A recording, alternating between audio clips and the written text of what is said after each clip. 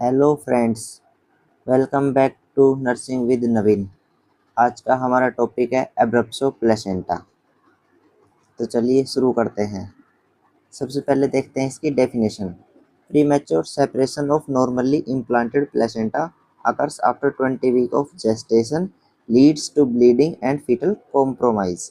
यानी कि जब प्रीमैच्योर सेपरेशन हो जाता है किसका, नॉर्मली इम्प्लांटेड प्लेसेंटा का, और ये 20 वीक जेस्टेशन में होता है, जो लीड करता है किसको, ब्लीडिंग को और फीटल कॉम्प्रोमाइज को।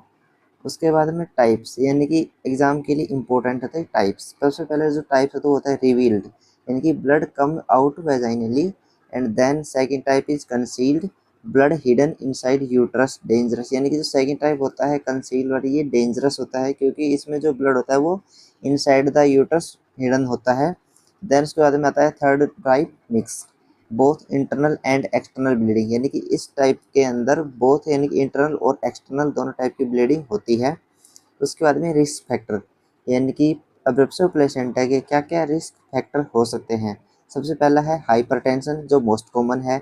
उसके बाद में abdominal trauma, smoking, alcohol, previous history, then last में मल्टीपल प्रेगनेंसी। ये कुछ इसके रिस्क फैक्टर होते हैं। उसके बाद में आती है पैथोफिजियोलॉजी, इनकी फ्लो चार्ट के अंदर भी हम इसको पढ़ सकते हैं। जैसे कि प्लेसेंटा सेपरेशन हुआ जो ब्लीडिंग को कोज किया, जिससे क्या होगा, हेमेटोमा का फॉर्मेशन होगा। उसके बाद में डिक्रीज हो जाएगा ऑक्सीजन का लेवल किसको, फीटस को।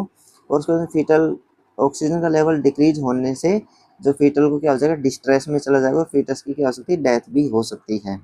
उसके बाद में आते हैं साइन एंड सिम्टम।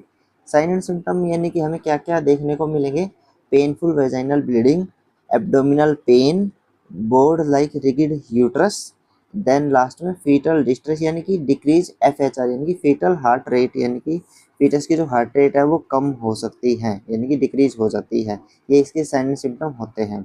उसके बाद में डायग्नोसिस, यानी कि हम पता कैसे लगाते हैं, यानी कि आइडेंटिफाई कैसे करते हैं। क्लिनिकल फाइंडिंग्स, सबसे पहले आता है अल्ट्रासाउंड, नोट ऑलवेज कंफर्म। ये अल्ट्रासाउंड जो होता है ये ऑलवेज कंफर्म, हमेशा कंफर्म नहीं होता है। फीटल मॉनिटरिंग करते हैं इसमें सीटीजी। उसके बाद में कॉम्प्लिकेशन, यानी कि एब्रेप्सो प्लेसेंटा से क्या क्या कॉम्प्लिकेशन अराइज हो सकते हैं।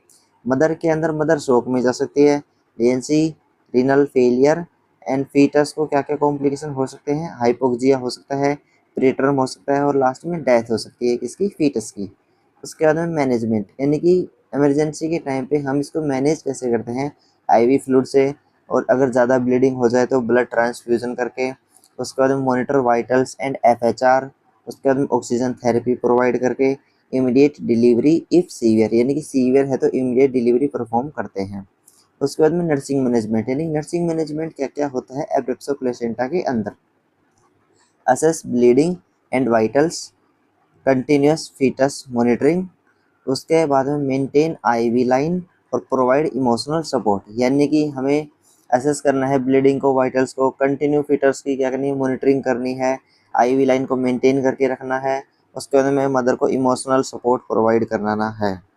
देन उसके बाद में एग्जाम ट्रिक, यानी कि पेन ओ और ब्लीडिंग होती है, यानी दोनों चीज़ होती है तो एब्रेप्सो प्लेसेंटा होता है, और पेनलेस ब्लीडिंग में प्लेसेंटा प्रीविया होता है।